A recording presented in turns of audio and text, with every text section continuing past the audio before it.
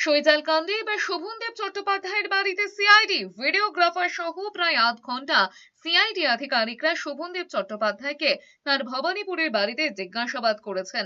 তবে কি কথা হয়েছে, কি প্রশ্ন করা হয়েছে বালিগঞ্জের বিধায়ককে, সে ব্যাপারে মুখ খুলেননি শোভনদেব চট্টোপাধ্যায়। বরং বলেছেন আদালতের বিচারাধীন বিষয়ে তিনি কোনো কথা বলবেন না। এই সই জালিয়াতি কাণ্ডে ইতিমধ্যে বেশ কয়েকবার অভিষেক বন্দ্যোপাধ্যায়কে জেরা করেছে সিআইডি। তার আগে ফিরহাদ হাকিম, কুনাল ঘোষকেও জেরা করে সিআইডি। সরকার বদলের পর শোভনদেব চট্টোপাধ্যায় বিরোধী দলনেতা করার প্রস্তাবে দলের ৭০ জন বিধায়কের সই করা নথি বিধানসভায় জমা দেওয়া হয়েছিল। অভিযোগ ওঠে সেই তালিকায় থাকা বেশ কয়েকজন বিধায়কের স্বাক্ষর জাল করা হয়েছে।